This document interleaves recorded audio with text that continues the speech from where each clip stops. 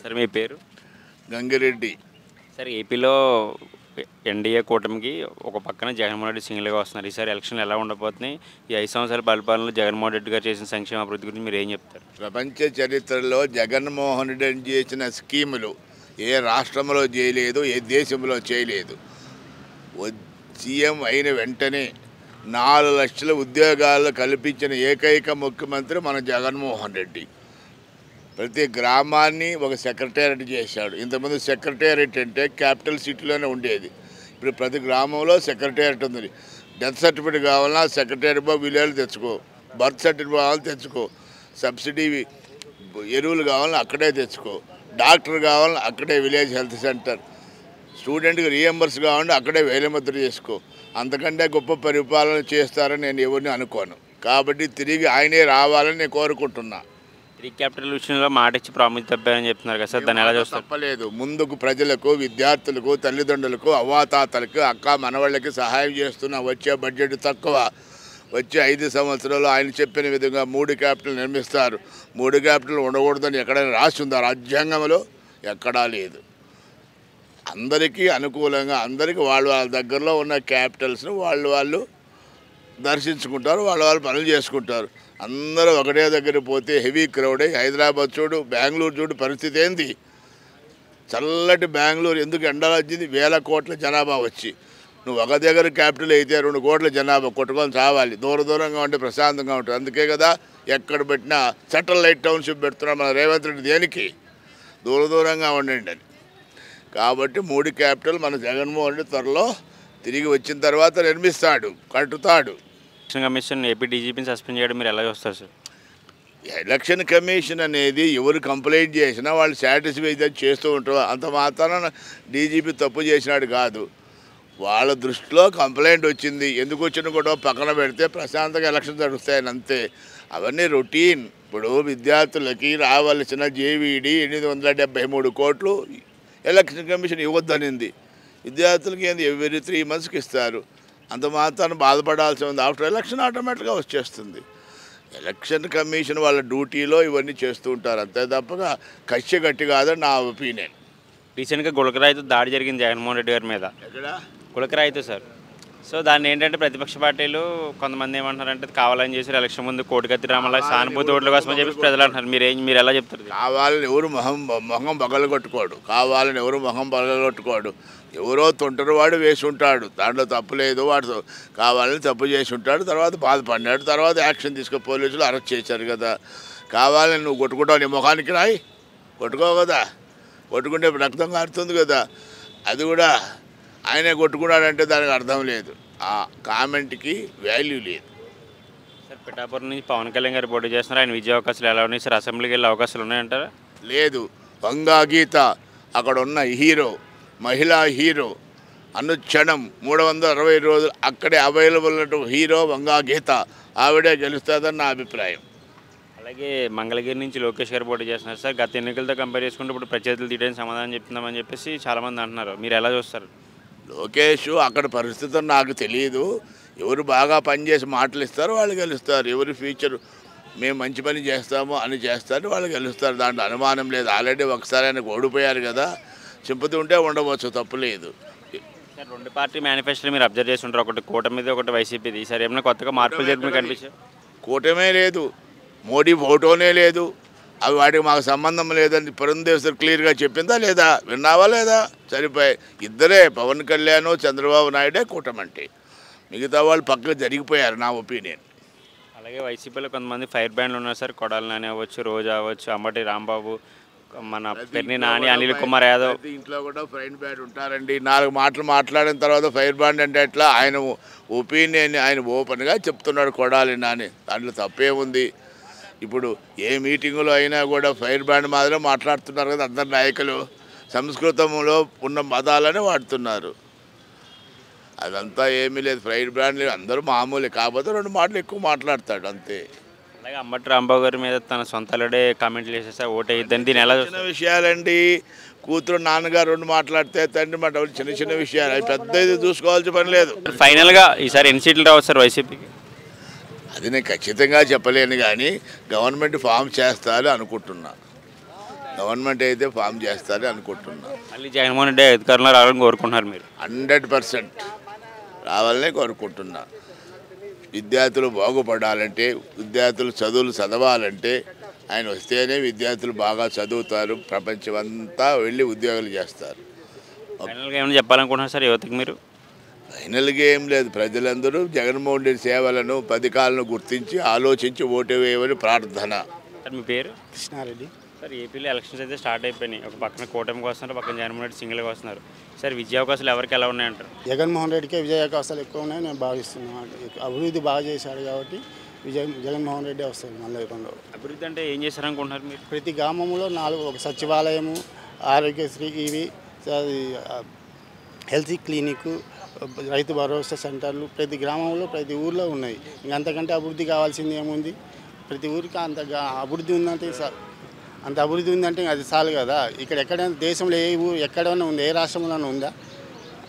అదే అభివృద్ధి. 3 రాజధానుల విషయంలో మాట తప్పేదని చెప్తున్నారు. 3 రాజధానులు మీరు ఏకీభవిస్తారా? నేను ఏకీభవిస్తా. 3 రాజధానులు కోర్టులో పరిధిలో ఉంది కాబట్టి ఆగిపోయింది, లేకపోతే ఎప్పుడూ అయిపోయేది. లేకపోతే ఎప్పుడో విశాఖపట్నం వెళ్ళిపోయేవాడు. కోర్టు పరిధిలో ఉంది కాబట్టి ఆగిపోయింది. అది కోర్టుకు పోయింది ఎవరు? తెలుగుదేశం వాళ్ళే కదా, అందుకోసం ఆగిపోయింది అంతే. రుషికొండను కూల్ చేసి ప్యాలెస్ కట్టుకున్నామని చెప్పేసి ప్రతిపక్షాలు విమర్శిస్తున్నాయి. ఇది కరెక్ట్ అంటారా మీరు?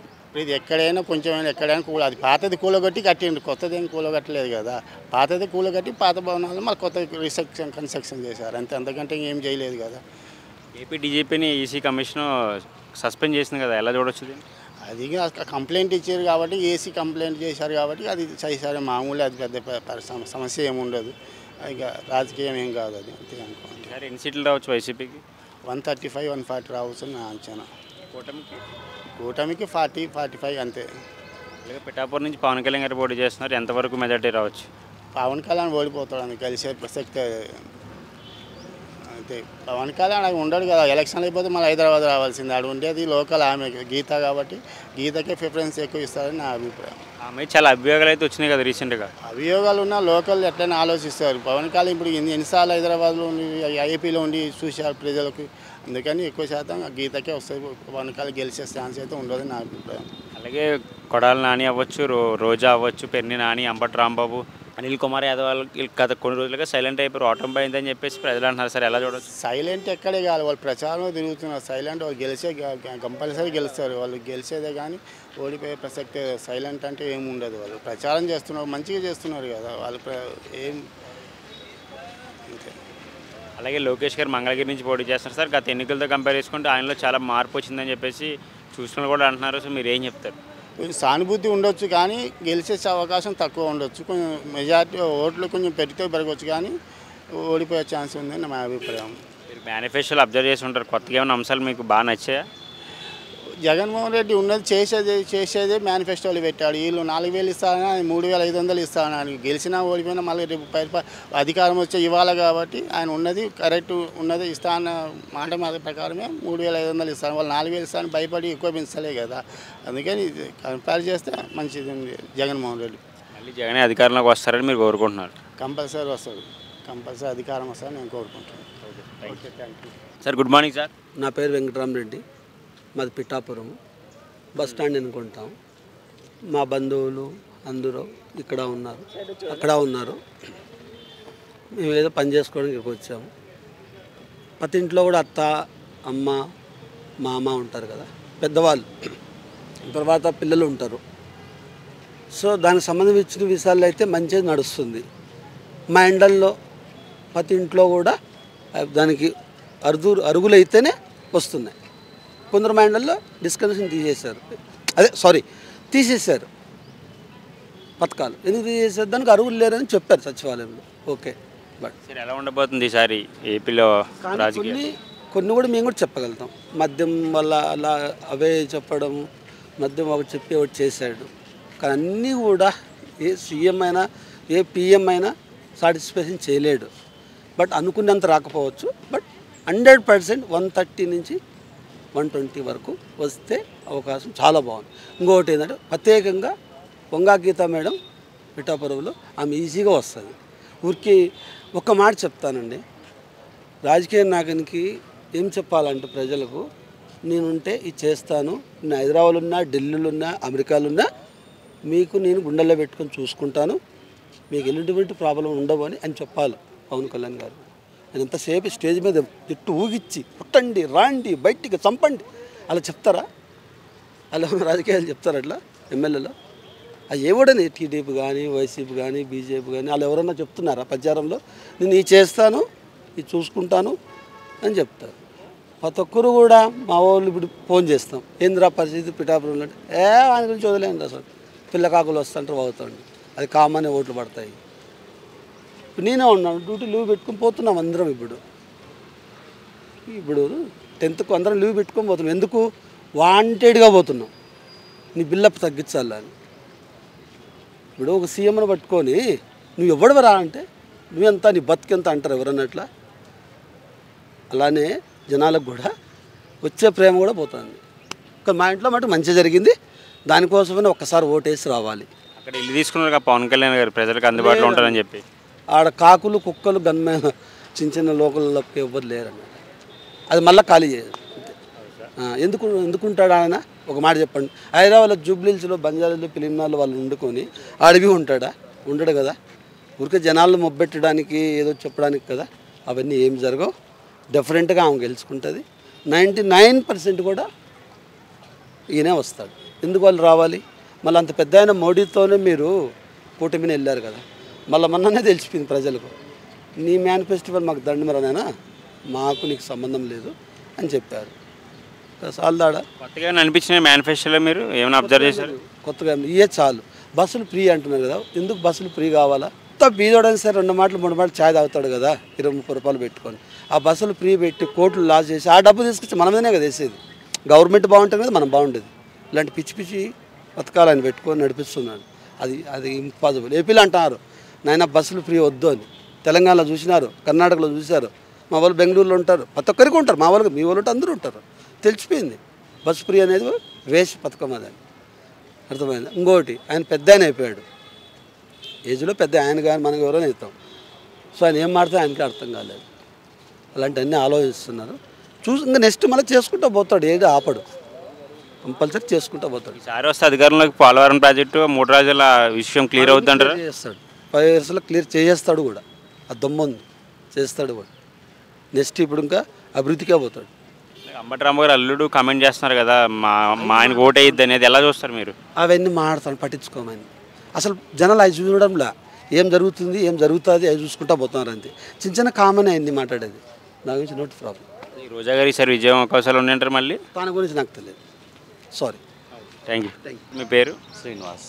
సరే, ఆల్రెడీ ఏపీలో ఎలక్షన్స్ అయితే స్టార్ట్ అయిపోయినాయి. ఒక పక్కన ఎన్డీఏ కూటమి, ఒక పక్కన జగన్మోహన్ సింగిల్గా వస్తాను అంటున్నాడు. 5 సంవత్సరాల పరిపాలన అభివృద్ధి మీరు ఏం చూసుంటారో ఏం చెప్తారు ఒకసారి? మేము చూసిన కాడికైతే టీడీపీ ప్రభుత్వం చాలా బాగుండే. ఈ వైసీపీ ప్రభుత్వం ఎంత మాకేం నచ్చలేదు. మేము తిరుపతికి కూడా వెళ్తుంటాం, అక్కడ కూడా మాకు తిరుపతిలో కూడా మొత్తం కమర్షియల్ అయిపోయింది. అక్కడ టికెట్లు అమ్ముకోవడం కానీ, రోజా కానీ, వాళ్ళు కానీ, వీళ్ళు కానీ, అట్లాంటివి చాలా జరిగినాయి. మేము చూసినాం. మనకు గుర్తున్న వాళ్ళు కూడా చాలామంది ఉన్నారు అక్కడ ఆంధ్రాలో. వాళ్ళు కూడా చెప్పారు దాడులు, గంజాయి, అవి ఇవి చాలా అట్లాంటివి బాగా నడిచినాయి అక్కడ. సో కంపల్సరీ కూటమే వస్తుంది అక్కడ. సంక్షేమ పథకాలు అందినాయి, అభివృద్ధి లేదని చెప్పేసి అంటున్నారు కదా సార్, మీరు దాన్ని ఎలా చూస్తారు? అవి మనకు తెలియదు, మనకు తెలిస్తే మనం చెప్పొచ్చు, కానీ 100% అన్నీ ఫేక్. అవన్నీ రాజధానులు కరెక్ట్ అంటారు సార్ మీరు? కరెక్ట్ కాదు, అమరావతి కరెక్ట్. అది ఇస్తా అని చెప్పి ఇవ్వలేరు, అది రాంగ్. అలాగే యువతకి డిఎస్సీ అని చెప్పేసి మాట తప్పానని చెప్తున్నారు. మాట తప్పిరు, ఏది ఇచ్చిరు ఏది ఇవ్వలేరు, అన్నీ మాట తప్పిరు. పిఠాపురం నుంచి పవన్ కళ్యాణ్ గారు పోటీ చేస్తున్నారు, విజయ అవకాశాలు ఎలా ఉన్నాయి? 100% గెలుస్తాడు పవన్ కళ్యాణ్. లోకేష్ గారు మంగళగిరి నుంచి పోటీ చేస్తున్నారు. ఎన్ని సీట్లు రావచ్చు సార్ ఈసారి వైసీపీకి? వైసీపీకి 50 to 60 రావుతుంది. కూటమికి 120 వరకు వస్తుంది. సరే, ఇప్పుడైతే మార్పులు వస్తాయని కోరుకుంటున్నారు మీరు? 100% వస్తుంది. కొంతమంది వైసీపీలో మంత్రులు ఉన్నారు, కొడాలి అనేవచ్చు, పెర్ని అనేవచ్చు, మంత్రి రోజా అవచ్చు. నాకు కోపం వస్తుంది. సార్ మీ పేరు? కిరణ్ కుమార్. సార్, ఆల్రెడీ ఏపీలో ఎలక్షన్స్ అయితే స్టార్ట్ అయిపోయినాయి. ఎన్డీఏ కూటమి ఒక పక్కన, జగన్మోహన్ రెడ్డి సింగిల్గా వస్తున్నారు.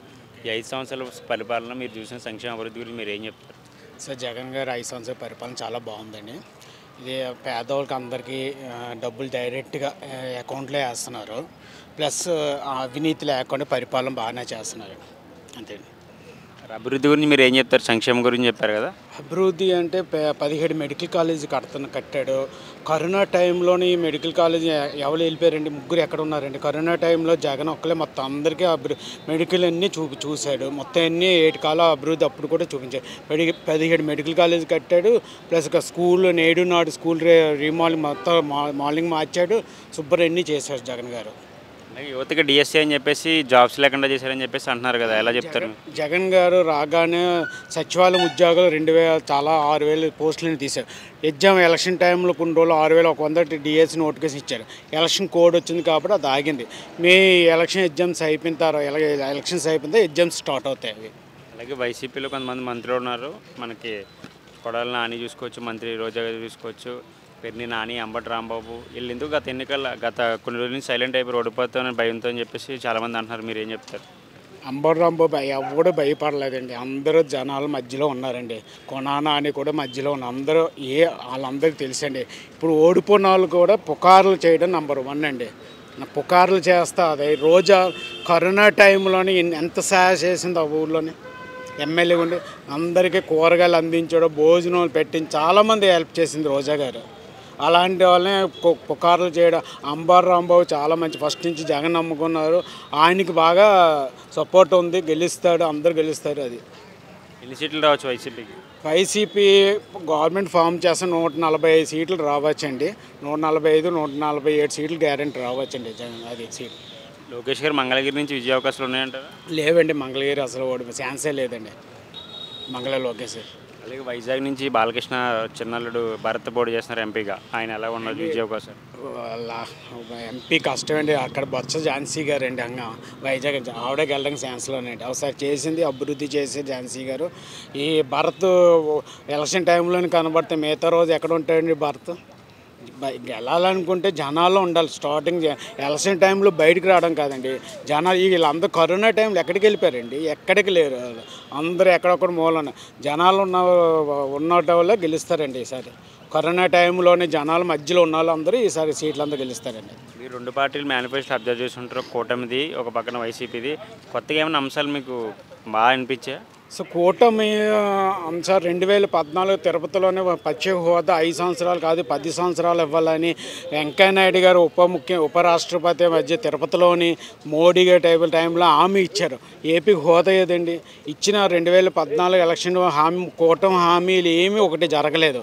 ఇప్పుడు జరుగుతుంది. ఇప్పుడు కూడా కూటమి హామీలు ఏమీ జరగవు. డమ్మి బుస్. అందులో కొంతమంది బీజేపీ నాయకులు కూడా నమ్మకం లేదని ట్రీలు కూడా ఇచ్చారు చాలామంది. జనాలు కూడా నమ్మారు. ఎవరు పని చేస్తారు వాళ్ళకే వేస్తాం ఓటు, జనాలు కూడా నమ్మారు. ఏపీలో అయితే మళ్ళీ జగన్మోహన్ రెడ్డి అధికారంలో రావాలని కోరుకుంటున్నారు. మళ్ళీ ఏపీ జగన్ గారు వస్తారండి. జగన్ వస్తారు, మళ్ళీ అభివృద్ధి ఎన్ని చేస్తారు. మొత్తం పథకాలు ఎన్ని మొత్తం మామూలుగా పెంచాడు. పథకాలు ఎన్ని పెంచారు అవన్నీ అభివృద్ధి జరుగుతాయండి. Okay sir, thank you.